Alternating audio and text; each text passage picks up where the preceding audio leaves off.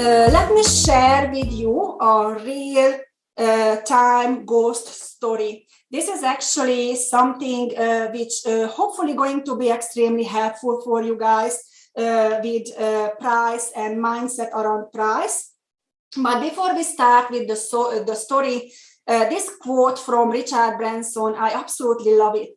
And you can think about it, like if it is a fixed mindset or a growth mindset person. So if someone offers you an amazing opportunity and you are not sure you can do it, say yes, and then learn how to do it later. So I'm guessing, like you can see, like this is actually a growth mindset. This is how you grow. And everything which is new in our life doesn't really matter how experienced we are. It is always going to scare us because you always need to learn new things. So let me talk to you about this success story here, which actually started as a ghost story in the beginning. This is about a business owner who had two extremely busy barbershop here in Australia. And she knew the model, it doesn't work because she had to ask her husband here and there, can you give me $1,000 to pay my bills? Can you give me $3,000 to pay my taxes? And, she knew it doesn't work. So she came for help. We did the talk and we actually did the math and we said, yes, we can help you. So we agreed that we are going to do an onboarding for her and we're going to contact to her via email. And this is what we did. We sent her an email, no answer for a couple of days. Then we called her. She wouldn't pick up the phone. Then she left her a message and no response. She just disappeared. So this is where we stopped because we don't chase people and we don't want to work with someone who is not ready to work with us. So we just let her go. We just realized she actually wasn't ready. But then COVID happened. And, one day it's an email coming from her and she's like, you know what, I'm ready to start coaching now. So we had a chat with her and I just told to her, I'm more than happy to help you, but you need to tell me what happened, like you didn't even answer. And she said, well, when I finished talking to you, I actually, she said, like I actually freaked out because I thought, like I can't work with anyone who will actually take control over my business. And I said to her, like, what made you to think, like that we are going to take over the control of your business? And she couldn't give me the answer. And I told her, look, like the very simple solution for this, you actually either give me a call or send me an email and, tell me your concern. So at least I can answer, like don't assume something based on your model of word, what it is, what's really, it's not, like my job as a business mentor is not to take over your business and do whatever I think it's right for you. My job is basically to see what you want to achieve, tell you what doesn't work and how can we make it better. And then you can make a decision what you want to do. This is not a do-to process. This is a do-with process, like I gave her this very, very simple example, like if I want to lose 7 kilos, I'm not going to hire a personal trainer to eat better and go to gym 6 days a week and live a better lifestyle so I can lose 7 kilos.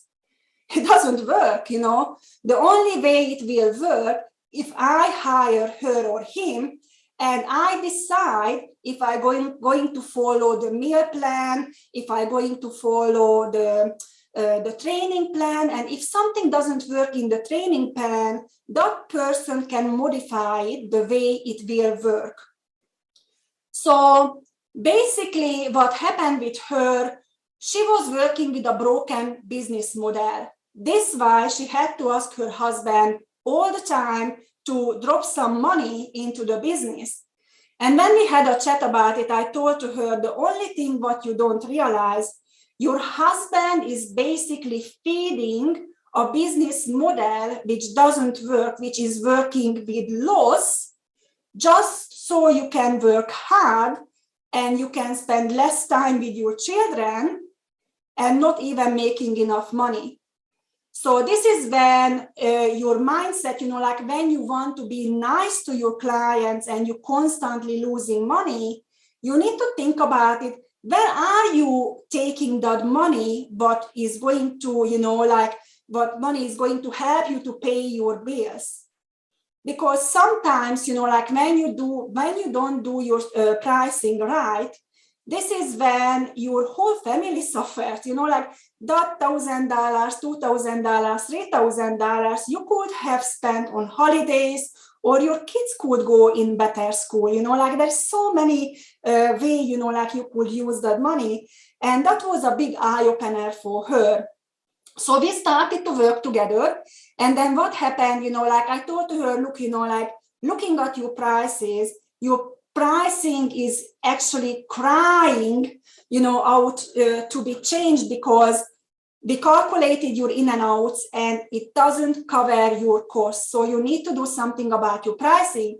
You work with numbers, because basically she had 360 to 410 clients a week, extremely busy barbershop, great vibe, great culture. People were actually lining up on the street to get into her shop. So it's amazing. And she said to me, I don't think I can change my prices because people, they will complain about it. And I said to her, well, I can understand that, but what are the other options? So for how long do you want to work your heart out to take money from your husband and from your family to please people? For how long are you going to do that? And she said, oh, yeah, I don't know. And I said, well, what else we can do? And she said, I don't know. So I said, all right, so when we talk about changing your prices, what is blocking you? And she said, I can't put my prices up by like $10, $15, $20. And I said to her, I agree. You can't, but I never told you to put your prices up $10 or $15. So I said to her, can you grab a calculator? And she did. And I said, well, would you feel comfortable if I would suggest to you to put your prices up by $3? And she said, yeah, I can do that. And I said, well, grab the calculator. So she grabbed the calculator, and I told to her, put $3 and multiply it by, on average, 400. She did it. And then I said, multiply it now with 50 because your shops are closed for 2 weeks. She did it. And I said, well, read me the number. And she said, $50-something thousand. And she said, like, what? And I said, yeah, that's it. Like, this is what you need to do. You're actually going to create an extra $50-something thousand in your business by just putting your price up $3. For a barbershop, it was numbers game, because she had so many clients. So what I want to share with you now, it's the email what I got from her the following week when she implemented the price raise. So this is the email. Audrey, I have just done up the figures for this past week, and oh my God. As you know, this was our first week of trading with our price rises. Monday was a public holiday here due to our local show day. So the week is 8 hours short from Tuesday to Saturday. But we have had our biggest earning week ever in the history of us being open. Even working 1 full day less due to the public holiday. So we had a busy week, lots of back to school haircuts on kids, best timing to have put the prices up, and not one single family said a word. She was so resistant about putting the kids' haircut up, and she was losing so much money on kids' haircut. Anyway, we had takings of over 12,000 this week, which when averaged out, the opening working hours equals to approximately $335 per hour turnover compared to the week prior, which was $225 per hour turnover. So that's $100 per hour what they are making more. I cannot believe the difference a few dollars here and there makes at the end of the day and the week. Thank you for giving me the push, just do it. And for showing me that if I step outside of my comfort zone, good things happen. Looking forward to seeing what next week will hold. And then she has again the limiting beliefs. It won't be as busy because obviously kids will be back at school and then like it came back. Oh, but that also means more adults are coming though. So she was looking forward how much money she is going to make. And her name is Kaz. When I read this, I actually almost cried. It was just such a beautiful thing for me, for her to be happy and understand, like tiny things. You don't need to change big things. You just change 1%. You just change a little and is going to motivate you and is going to help you to gain confidence. So this is what we are working for. So for her, what it was basically, we had around 4 or 5 sessions together to achieve these results. And when I started to work with her, I think her weekly average income was under 10,000. And when I sold my franchise a year ago, and we only worked together for probably 6 months, this is when her business was creating constantly around $14,000. And she didn't have to ask any money from her husband anymore. And she dropped her hours. And the other funny story, what I have to tell you about it, and that's again mindset. When we started to coach, I asked her, about her team members. And she said to me, she actually has 2 managers in one shop. And I said, oh, that's amazing. What are the managers doing? And she said, nothing. And I said, what? And I told her, so are you paying for them extra money? And she said, yeah. And I said, why aren't they doing something? You are too busy, you have your children running 2 business. And she said, because I don't trust in anyone. And I told her, well, how is that working for you? And she just said, well, it doesn't. Of course it doesn't, And actually, she was afraid to give those girls responsibility. And those girls were more than capable to take on task. And they were encouraging her all the time, but she kept resisting. And, often happens, a business owner becomes sick or they have to go to a surgery. And this is when we can test the field. And this is what happened to her. She had to go to have a surgery. She had no other choice. She was off for 6 weeks. And I told her, you know what? This is a perfect time for us to test the water. And then we delegated a task for the girls.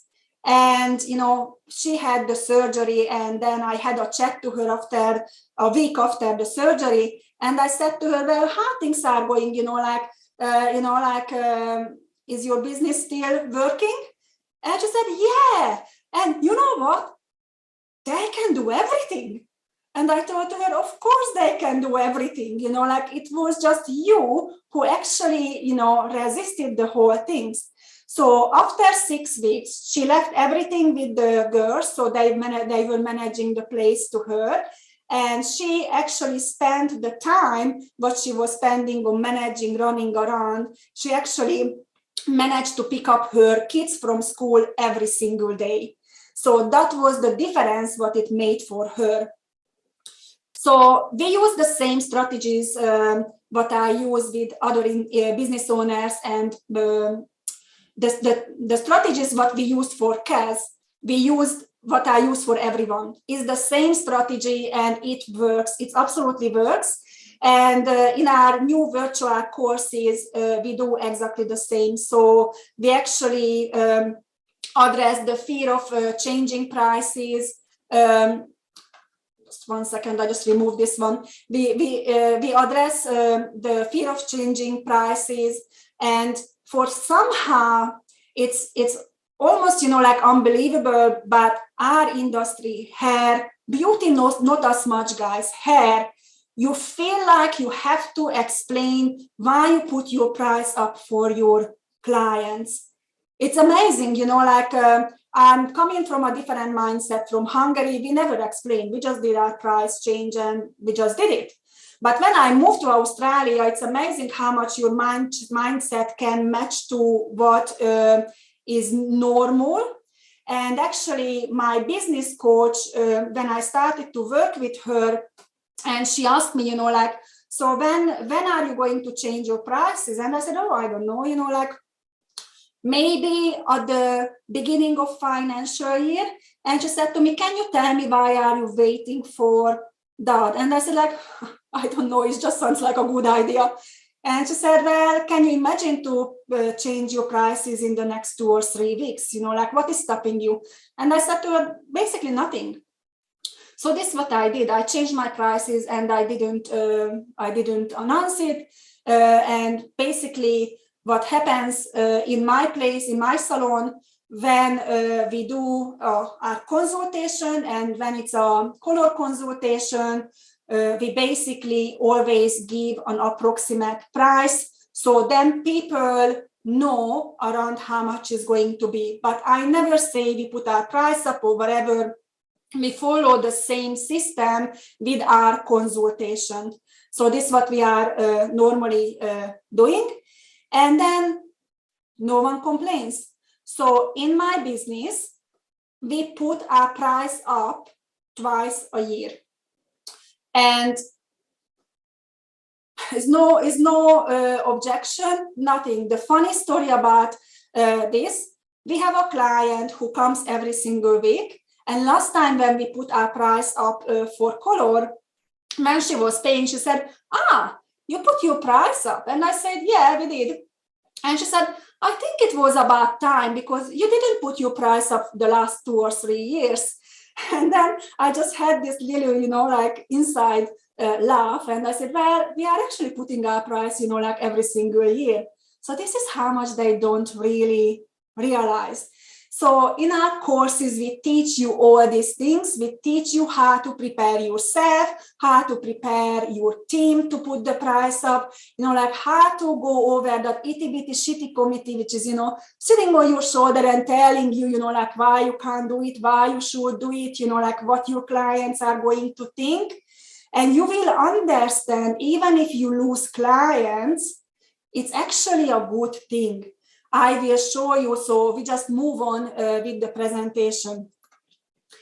So what is stopping you to create a profitable business? So I will go back to drawing because this is something, and this is a big subject. So I actually need to make sure, I'm going to control myself not to go too much into it because I could talk about this until the cars come home. It's basically a big subject. Your money and success mindset is extremely important. So I will be very prompt and I will change my screen again.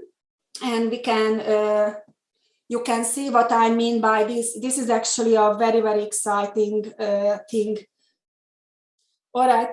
So I actually prepared this for you because, as I mentioned to you, it's a huge subject. So I don't want to waste time with actually writing. But basically what is stopping you to getting your goals or doing price changes or running a business which actually works for you, what is stopping you is basically this. So we have 3 minds. The first mind we call the conscious mind. This conscious mind is amazing, is creative, is logical, is rational. Everything what you are aware of can generate free will. Most of the time, thinking about past and future, unless you focus on something. Conscious mind means whatever you're focusing on. It is extremely slow. Very slow mind only can process 40 bits of data per sec. 40 bits of data per sec. If you think about like a computer, the processor is 40 bits per data information per second, extremely slow. Also, only can focus on very few tasks in the same time. It can't focus on big tasks because otherwise, like it's overflow. The information is overflows.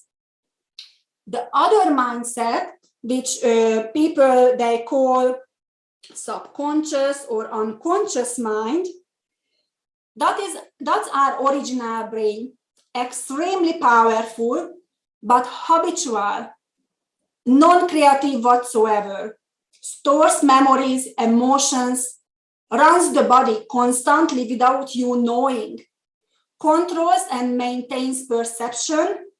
And probably all of you heard, like perception is projection. So if your subconscious mind controls and maintains your perception, your projection, that means is basically creating your reality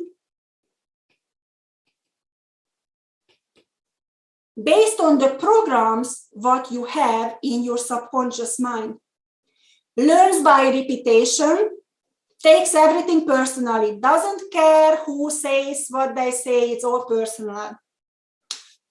Does not process no or don't or any negative.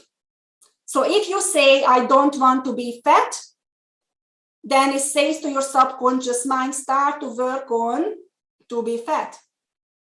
Or if you say, like I don't, like my clients are, I don't know, hopeless or whatever, it's going to find a program to actually match with that.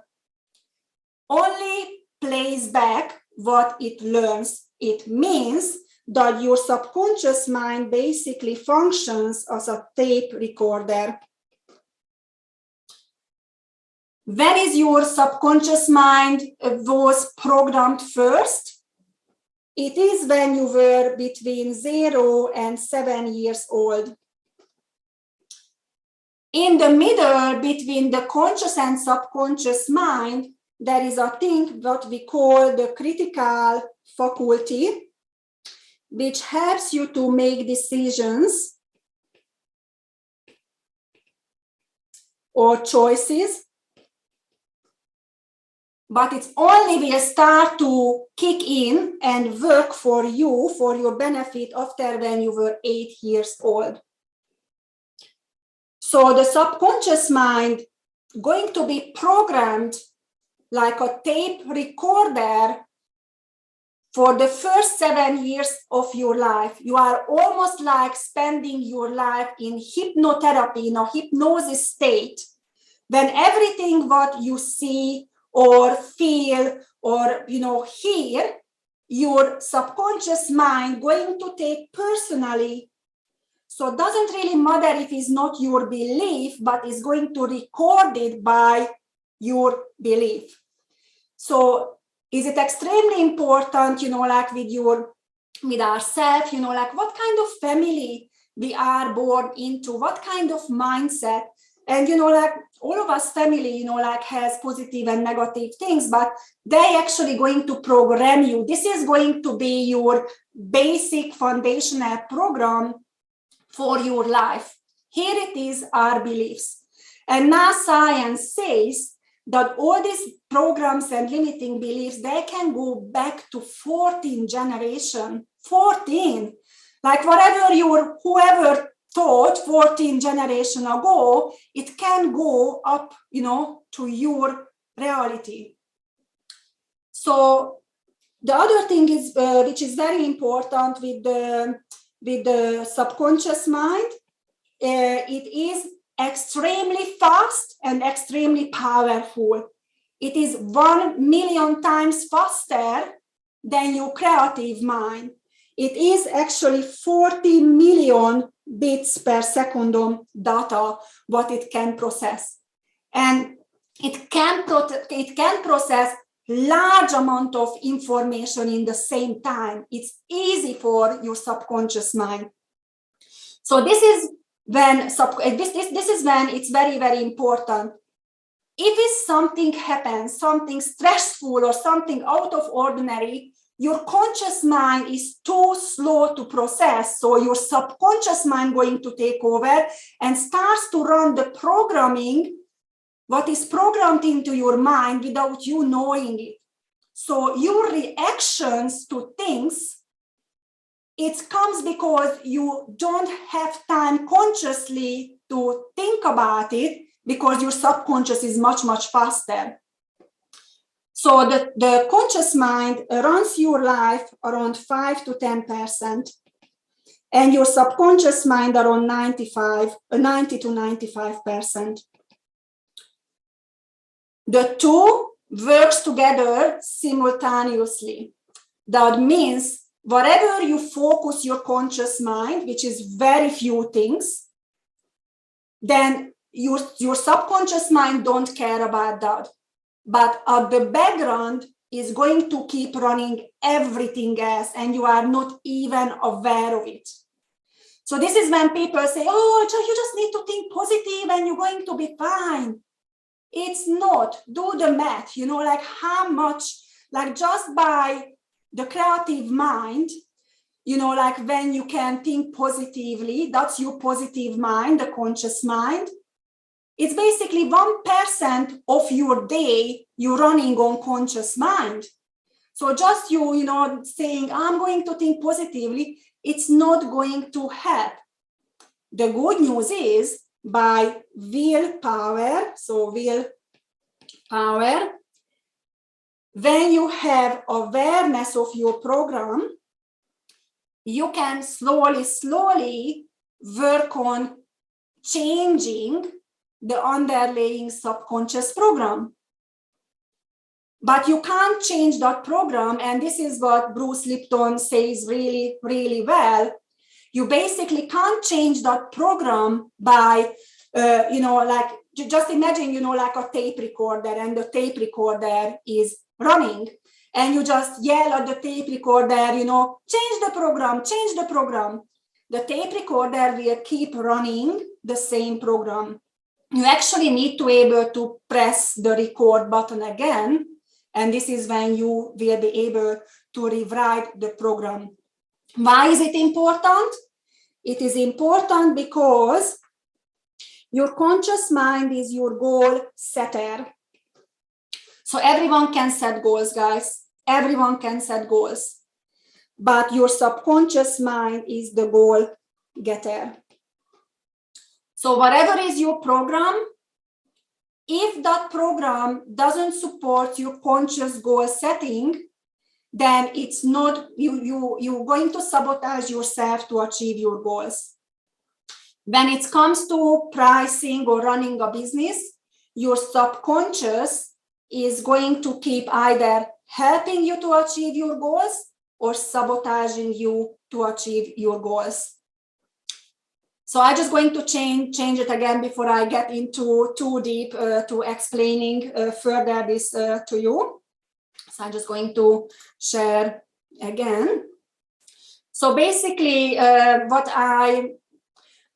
me just move on for this. So basically, this is another way of seeing this, how your true self, who you are, what you believe, is how it comes together. So it comes together from your conscious mind, which is a goal setter, your creative mind, what you imagine for yourself. And then you have your unconscious mind, your goal getter, which is running a program absolutely independently from your awareness. And then you have your critical faculty and questioning mind, which is amazing because this mind helps you to catch the monkey here. And based on how you are programmed, you can have either a prosperity mindset or you can have a poverty mindset. And your pricing your price structure, even like if you have a structure, but your pricing, your business, the people you are attracting as clients, the people you are attracting as team members, basically it's going to be a mirror of your true self. So if you have a poverty mindset, you're going to set your pricing on that mindset and attract those clients. And if you have a prosperity, it's going to be a completely different story for you. So when you think about your business, I always say, you need to find your why. And this is what we are encouraging everyone in our coaching program. We actually have in the very beginning, we have a document, a questionnaire, when we actually find out your why. And the reason for us we doing this, because when you are motivated, then you can see the future really well. And then, things are starting to get more difficult. And then sometimes you lose your way, sometimes you lose your focus. And sometimes you question yourself, like, why am I doing this? Why am I, pushing something which, it's so difficult. And firstly, it doesn't need to be difficult, but sometimes this is how we feel. And when we fill in this document, I always ask everyone, print it out, laminate it, because this is the time when you feel low to go back to that document and read your why. Because the bigger your why is, the obstacles are going to, they will tend to be less challenging for you. So as I mentioned to you, having a business is not a straight line, and everyone has challenges in their businesses. So we always can do something better. Everyone, mentors has mentors, and those mentors has mentors. The reason for that, because we are living in our own world, I only know what I know, or I have an awareness what I don't know, but there is so many other things, and I limit myself. So I created this prosperity mindset statement for myself, for my business. So basically, this is something what I believe in for myself, is just an example for you guys to basically see, how a prosperity mindset could work, So you need to value yourself, and also you need to charge accordingly. Just because you are very experienced and you can do things in a shorter amount of time, you should not charge less or not to charge for it, because, it's nothing for me. But it is everything for the clients. And, you spend so much time learning and, crafting your skill. You can't just give away that and, not to charge for it. And, many times it happens because it's easy for you. You don't value yourself, so you don't charge for it. But then at the end of the day, you don't earn enough money, and you deserve more. And then, catch-22. So from another level, I just wanted to show you this prosperity and poverty mindset, and what you attract and how your business looks like, when you have a prosperity mindset or when you have a poverty mindset. So if you feel powerless, guilt, insecurity, that's actually Shitsville here. Yeah, this is Shitsville. Jealousy, hatred, rage, anger, that's probably, doing the same, being frustrated. And then worry, impatience, irritation, frustration. So if you're just experiencing this top part, it is actually quite easy to move up. But when you are right in this bottom, feeling powerless, guilty, then it's really lots of work you need to do to be able to come up to the other side. When you have this prosperity mindset, then, you feel all this positivity, contentment, belief, optimism, hopefulness, happiness, enthusiasm, eagerness, and all so on.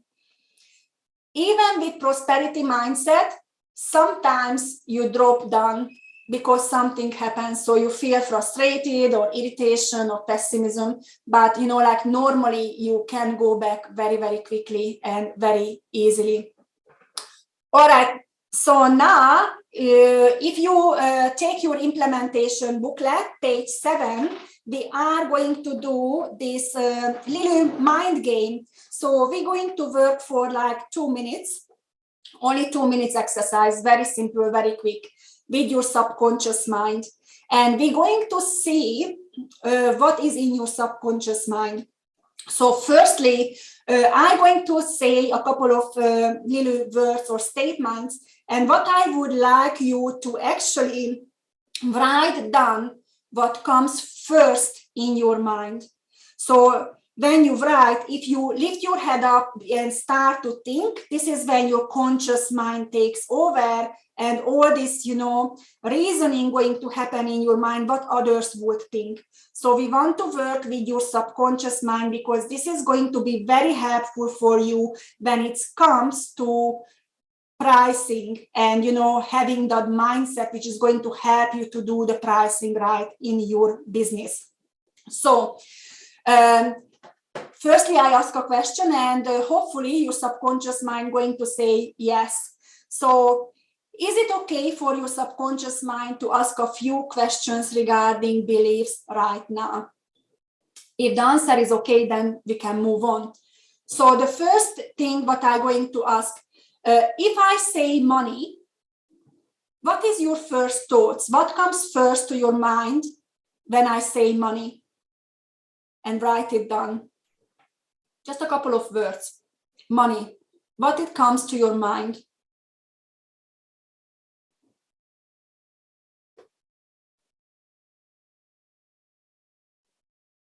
If I say wealth,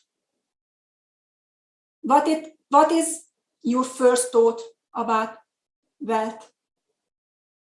The very, very first one.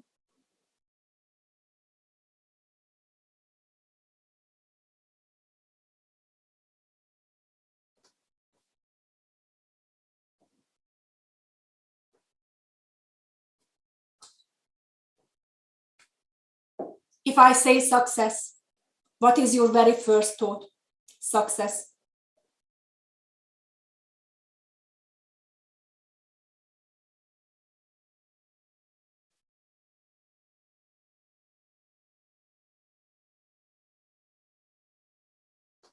So hopefully you finished your writing. It actually needs to be extremely fast. Otherwise, your conscious mind tries to take it over. And just remember, your subconscious is extremely fast. So if you don't catch it the first, then the slow mind going to take it over. So just have a look, like what did you see? Like what did you write on money, wealth, and success? I'm not quite sure if any of you wants to actually share it with us. If you want to share, maybe you can put it in the chat box. If you don't want to share, that's absolutely fine. You don't have to, but if you want to, you can actually put it in the chat box. So basically, this is just for you to take a mental note. Where are you at the moment? First, perfect. Tennis, asset, knowledge, recognition. Amazing, amazing. Thank you for sharing. That's absolutely amazing. Great mindset. So then just think about it, like what is your relationship towards money? So are you in debt? Are you great at managing money? Do you pay yourself first? Do you pay your bills on time? Do you pay your suppliers on time and team on time? Do you pay your super on time? So all these things are something what different mindset, different money mindset people, they're going to do it differently.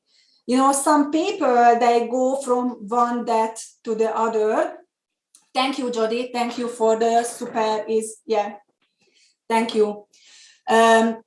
So the mindset is very, very different for different people. And some people, like they jump from one debt to the other. Other people, they save first, and this is when they spend money. Like it's nothing wrong with either way if you are good at managing your money. But many times, people are saying, okay, Shitsville, they have problem managing money. It's not because they are stupid. It is because they never learned how to manage money. Most people, they can earn money. Managing money is the problem. So this is the chart what I'm going to show you right now. This is actually just to be going to give it to you, and you're going to work on it on your own time, because this takes time. This is basically, we invite you to dream and imagine if you could create a lifestyle what you really want to have. Basically, this is the document what you're going to get from us in your email. So we got different categories, like deposit for future home, deposit for holiday home, mortgage for future home, mortgage for holiday home. You have your vehicles. Maybe you want different cars, boats, jet ski, or whatever you want. Then you have your fun-related costs, like going out for concert, theater, eating out more, holidays, other. Then, you think about your children, like what kind of school you want to, see them to go, your own and your spouse, personal development, education. And then, like your investments. You can have investment basically, like buying properties, put your money into stock market, or maybe, like you're going to have other type of investments, like maybe you're going to invest in other business, other people businesses. So, like whatever you can think of yourself, just think about it. And then we have obviously health and lifestyle. And then, like if you want any extra luxury items, like designer clothes, jewelries, or whatever. And then others, gifts and donations. And, there is a few other spots for you. So the costs are going to be either a one-off payment. So say deposit for future home, deposit for holiday home, that's a one-off cost. That's you have a money for that to put down as a deposit. But then you're going to have other costs. We know it can be weekly, fortnightly, monthly, but that would have made this chart very, very difficult. So just break it down to weekly total and just put the amount here. You only need to work on these two columns. You don't worry about this. And at the end of the day, when you filled out this document, you're actually going to have your ideal lifestyle number. This is going to be the number, the yearly income, what you would need to have to actually provide the lifestyle what you want. And the amazing thing about it, everyone has different idea about how their luxurious lifestyle should look like. So the highest amount I ever saw, it was $970-something thousand, and that was for one of our coaching clients who has actually 5 children. So I never saw anything over $1 million. So if you manage to have something over $1 million, can you just send it to me, because I want to see it. It's like that would be absolutely amazing to see. So this is what you're going to receive as a supporting document. Let's move on. So sorry about that. I need to move on here. Let's move on. So who is taking out weekly wage from their businesses? And maybe you can just press, the hands up button so I can see if you are taking wage out, or you can just send me a message in the chat box. I don't need to know how much you are taking out. I just want to know if you are taking out wage from your business.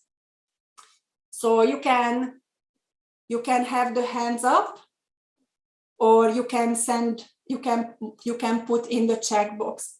Dennis, yeah, wonderful. That's amazing. Anyone else? Melinda, Casey, are you getting any money? Are you taking any wage out from your business right now?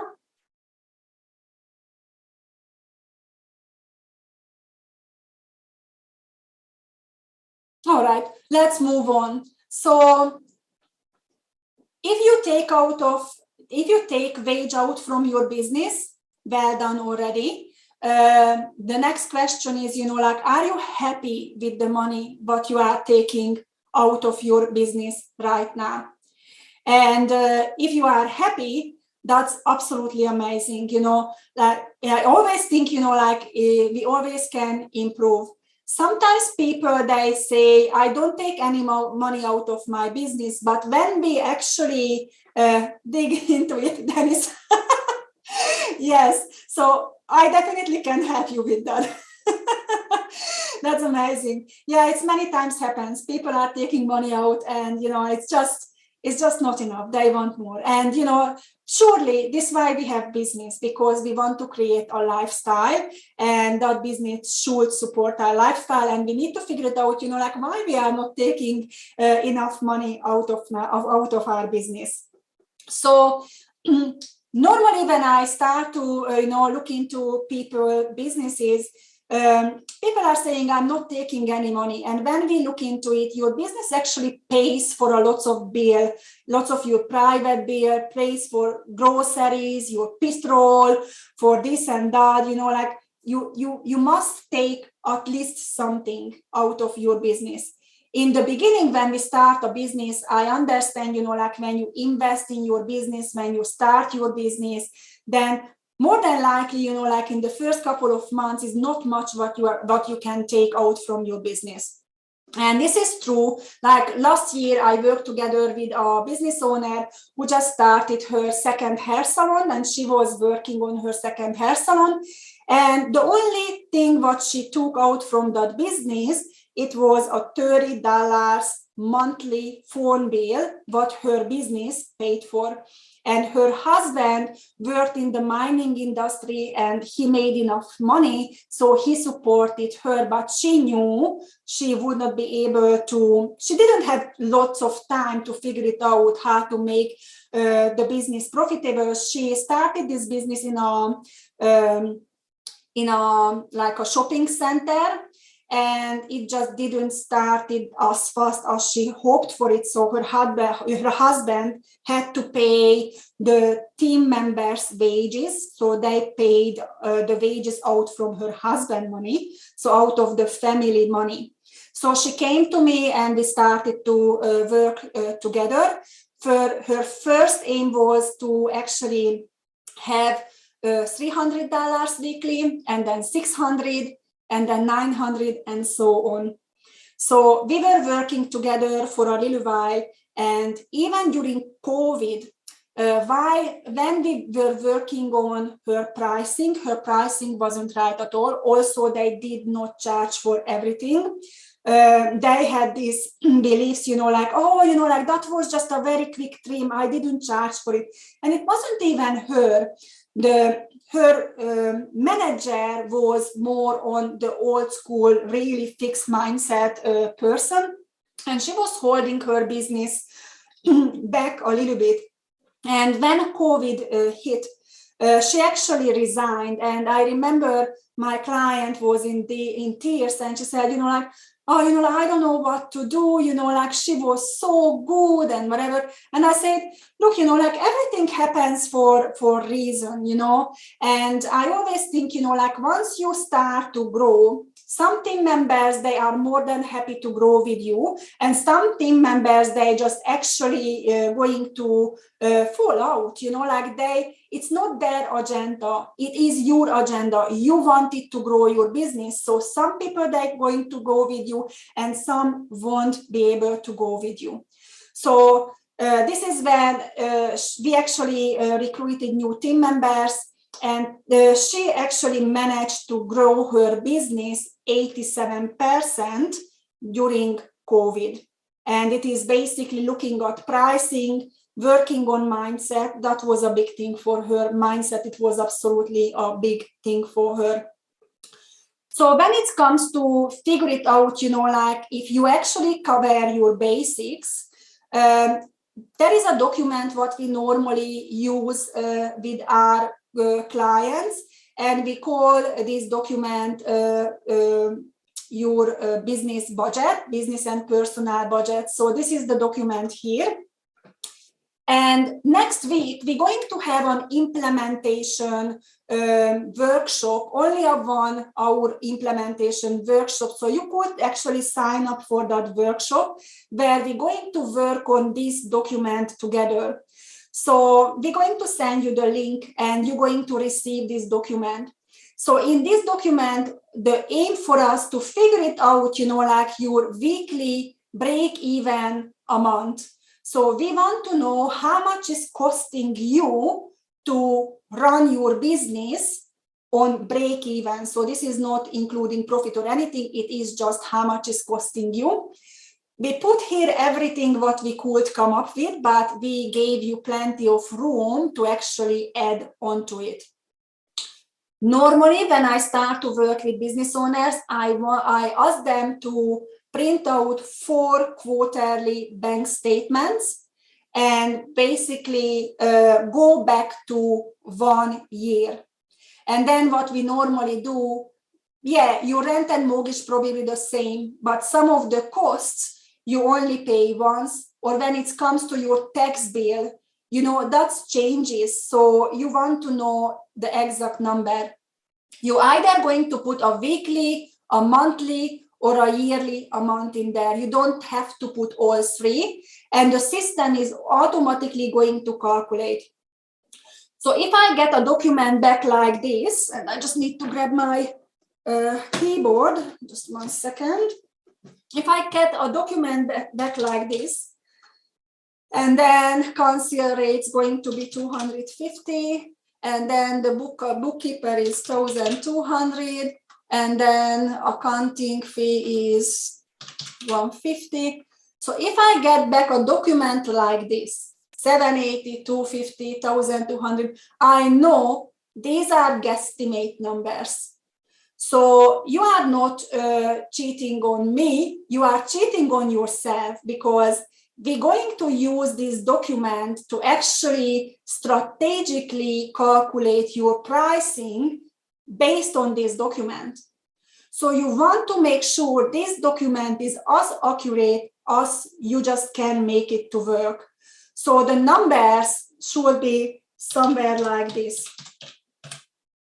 Because I know if you calculate it right, it's not going to end like this. So when it comes to the financial things, some people, they have, tax debt or loans or credit card payments. You want to be as transparent as you can. The reason for it is not because someone wants to judge you or something, but you need to face the music. You need to be you need to have clarity on these kind of things, because without clarity, you're going to go off with your pricing, and then you're going to wondering, why am I not making any money? It is because you started from the wrong number. When it comes to team members and wages, the first one should be you. Your break-even should include your wage.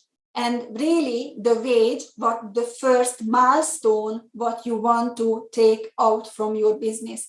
Obviously, like we all working towards to taking out different kind of amounts, but the first amount, what you believe you should take out from your business, and then all the team members. We would like you to include only the net amount, because the tax, what you're going to paying on it, is going to include it in this amount. And then we have superannuation, work cover, and all the other costs. So you go through and you have a look, like what kind of cost you have. And at the end of the day, we're going to have a number here, and that's going to be your break-even number. This document is a live document. So if something changes, you come back to this document and you modify the document. I review my break even every 3 months. So once you did the big job, go to 1 year back, then you don't need to go back another year. You're always just going to modify what happened in between. So you go back, you have a look. If someone left or if you have a new team member, then a whole lot is going to change. So then you need to be able to change your break even. All right, so then let's move on to the next one. And the next one is, now we are moving into pricing. So how did you come up the first time when you actually, how did you come up with the first place with your pricing? And when I ask business owners, there is a couple of ways they normally come up with pricing. Very, very rarely people actually calculate their pricing. Very true for hair and beauty.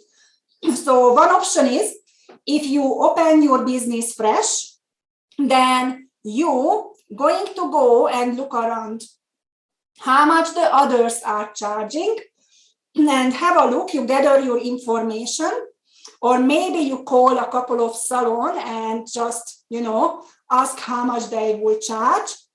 And based on that information, you're going to create a price for yourself, what you believe it's good for the market.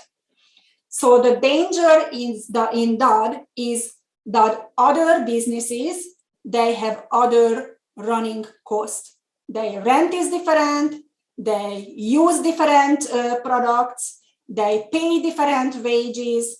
So the running cost, the break even is very, very different. Other danger in this, they may as well working with a broken business model, just like us. So then we're going to inherit something which already doesn't work. The other one, when you purchase a business, then you don't worry about calculating the prices because it's already there. The clients are used to it. Yes, but we don't really know. Yes, we know the paperwork, we saw the profit and loss and all those things. But what we don't know for sure, what kind of costs that a business owner had. Maybe you have a different offer with a different electricity company. Maybe you pay different wages. It's just so many other components. And also, who knows where the business owner got the price from.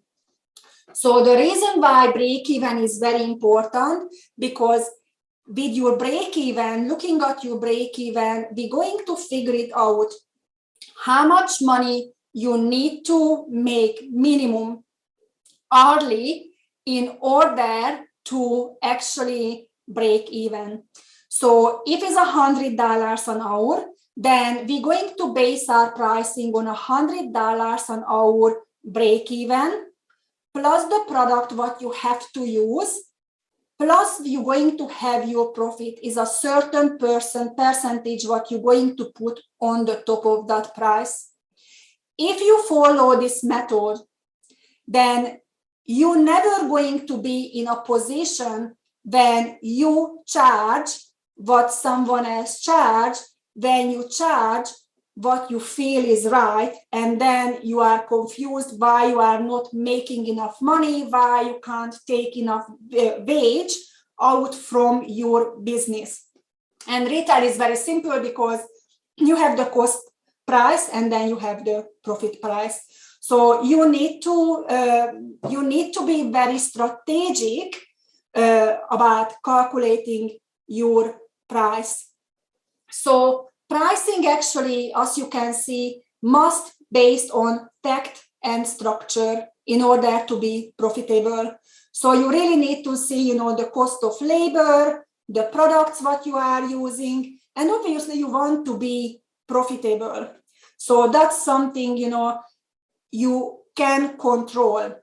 And when you just copy someone else's prices, you don't have a control. You don't even understand if you are making profit or not. You just can see the big picture that you have a business, but seemingly doesn't really work for you. So Andrew Griffith is actually a really, really great business coach and mentor. And in his book, he says, the cheapest end of the town is the roughest neighborhood in the city. Avoid it at any cost because you are bound to get into trouble. So that relates to a poverty mindset business owner. So if you keep lowering your price, or if you're matching your price because others are cheaper, then you're going to end up in a constant catfight.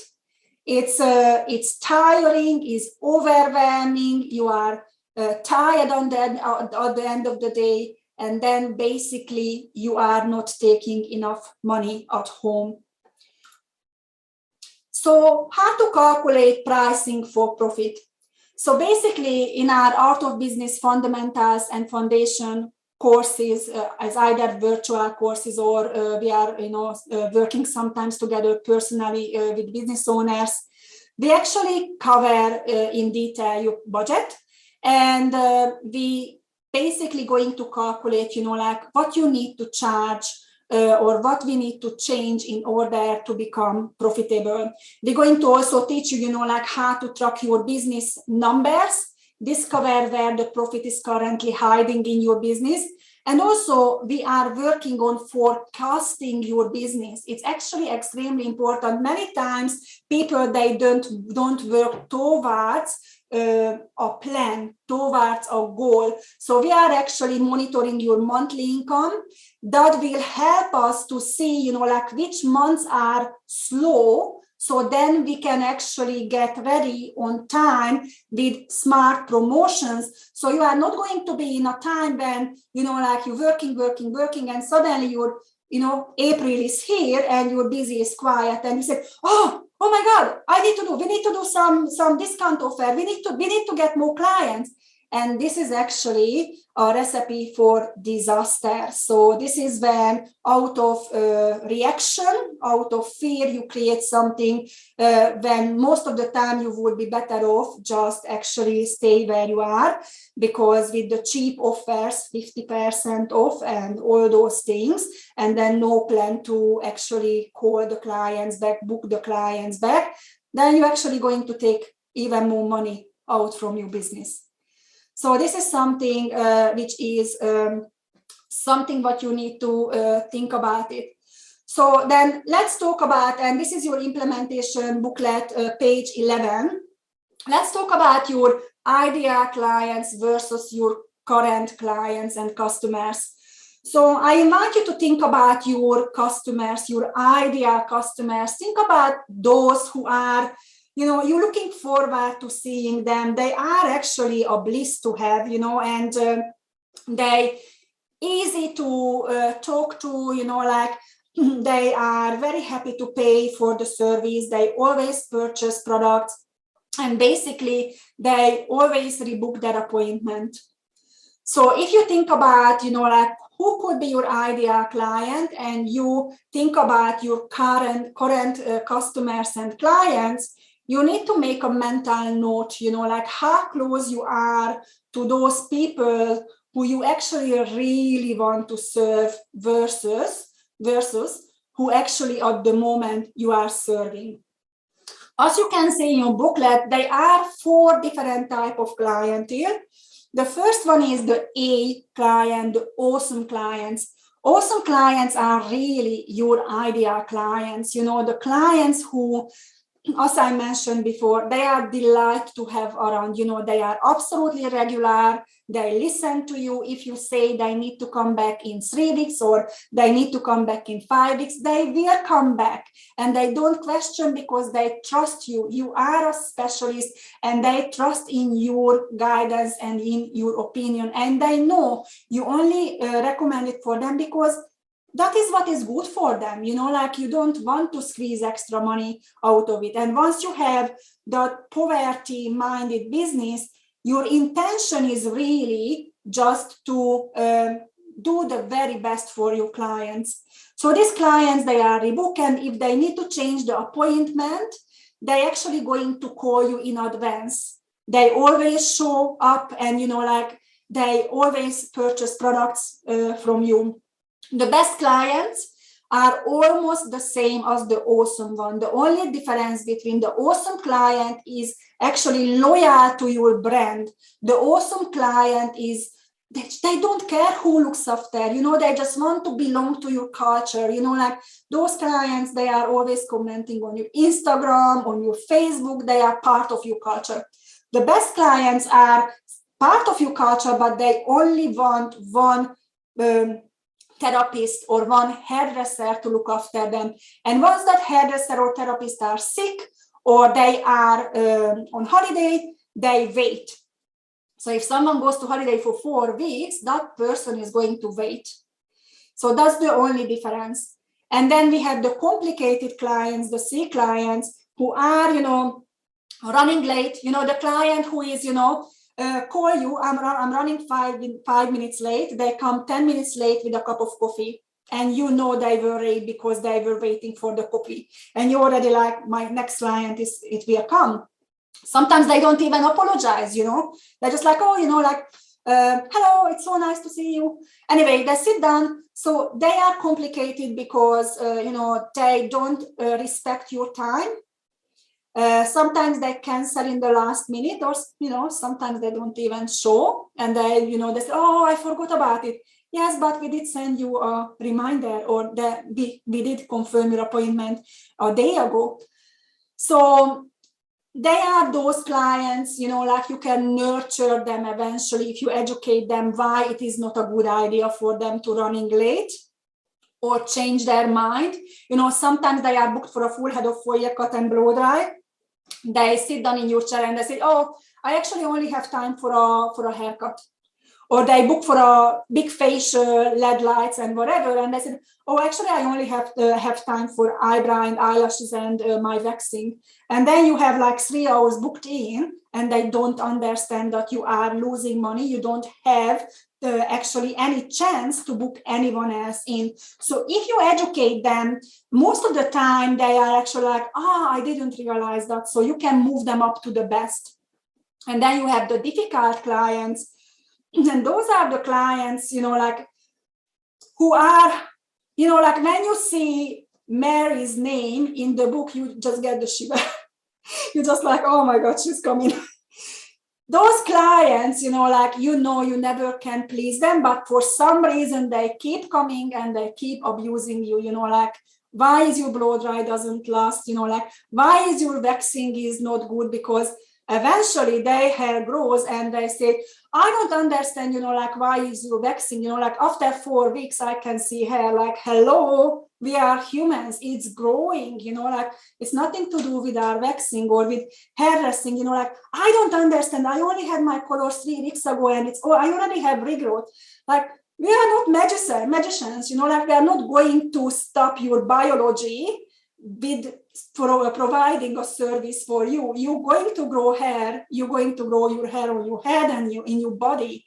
So all these difficult clients. So if you have a look at this, can you think about it? How many percentage of your clientele are actually awesome, best, complicated, and difficult? Just think about it and put it down for yourself as a mental note. How many percentage of your clientele are difficult? And if you want to share with me, I would be more than happy to see how many percentage of your clientele are actually difficult. So if you want to put it in the chat, Dennis or Casey, it would be lovely if I could see, you know, like, how many percentage of your clientele probably the.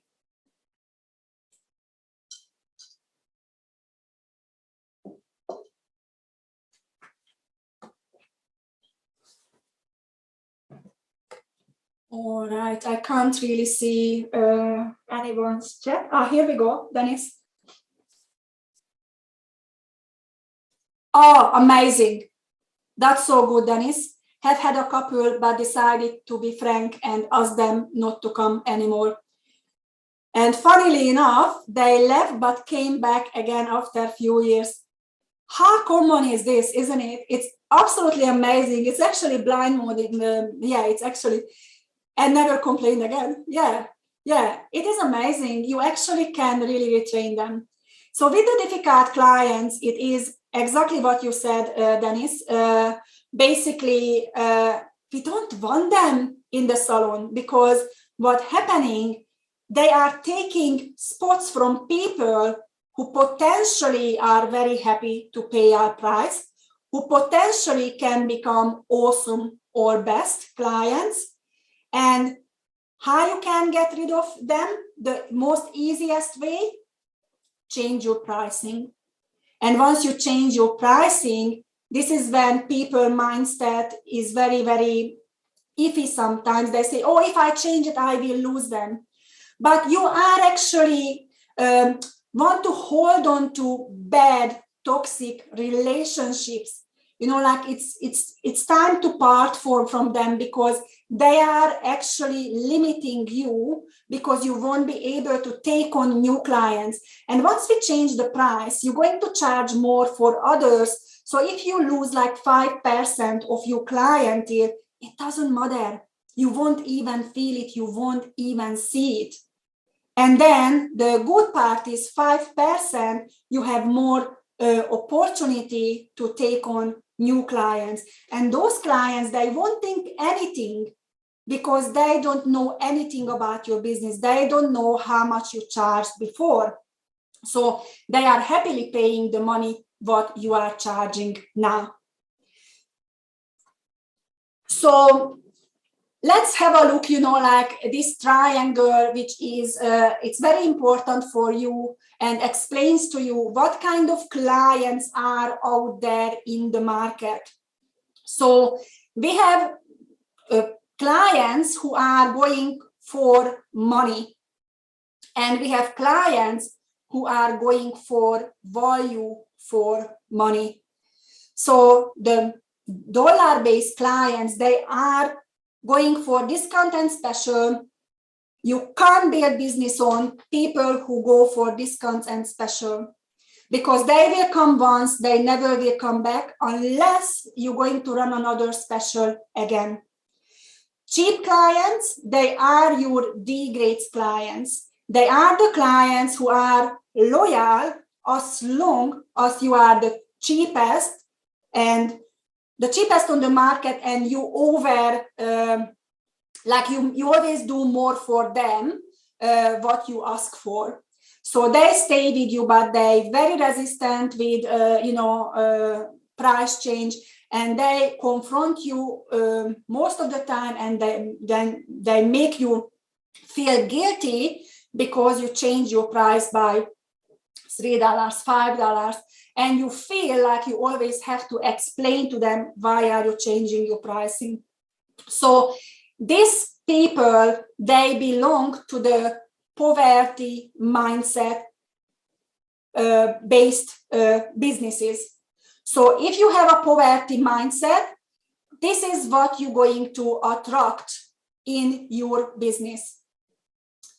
The value-based clients, one part of the value-based clients are who don't mind to pay, but they want to make sure they're going to get value for their money.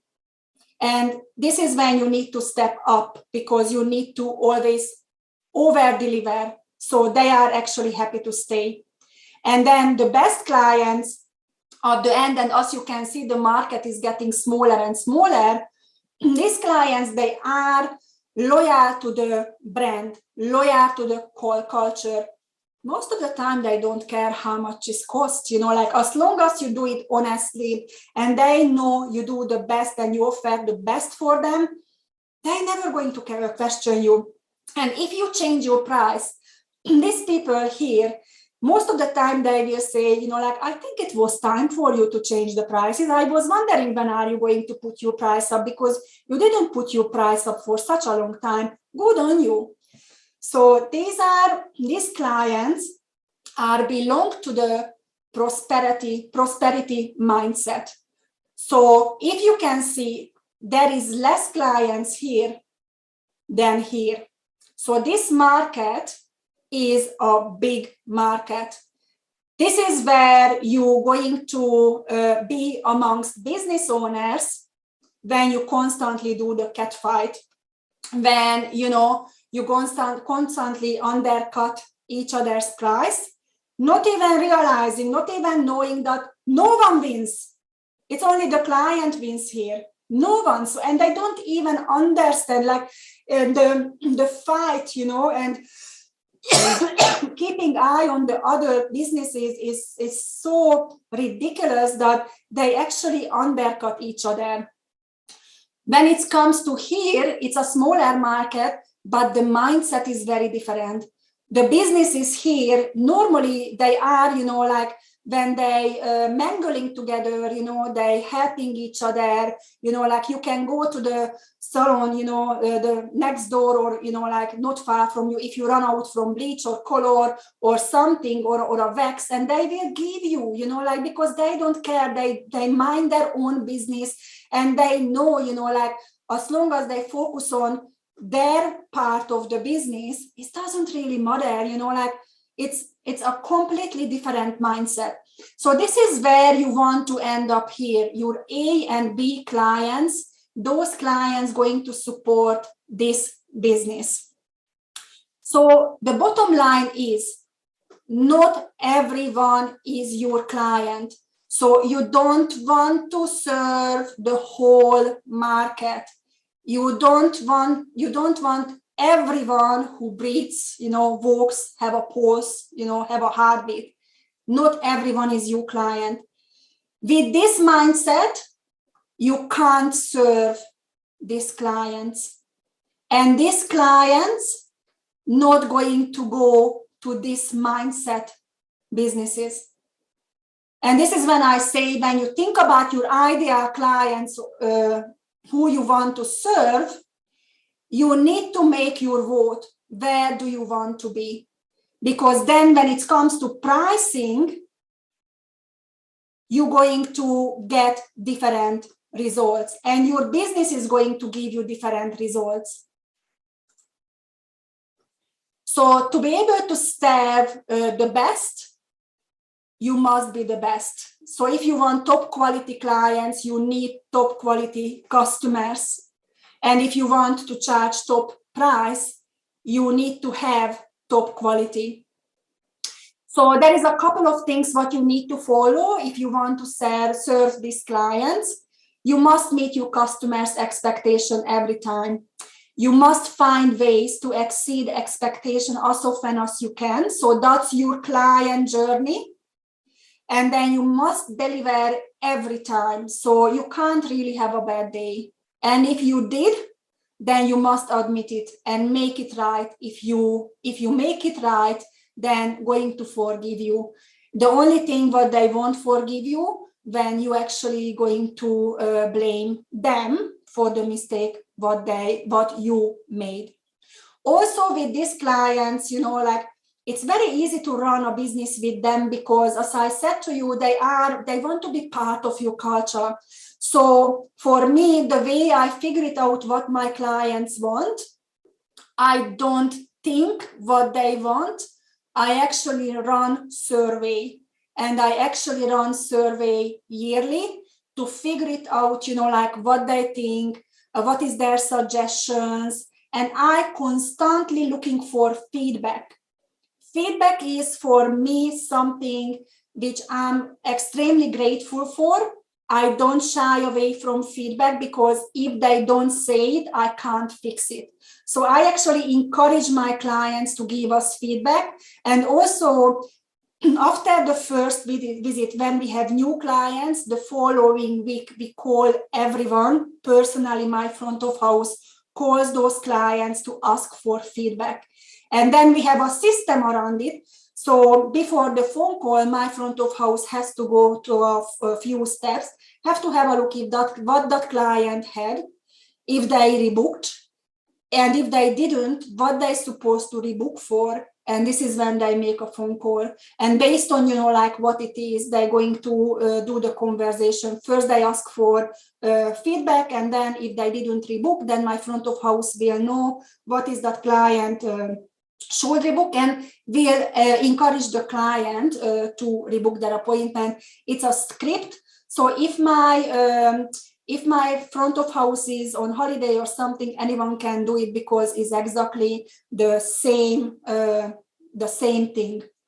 So also, when you serve this market, you need to learn communication, and you need to learn to become a listener, because you need to listen to their needs.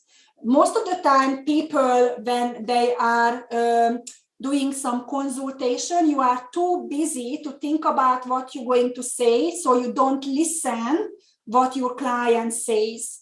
So there is a lot of miscommunication. So we teach that skill when you actually can become a listener, and then you can give them what they want. So you just find out what they need and you give them what they want.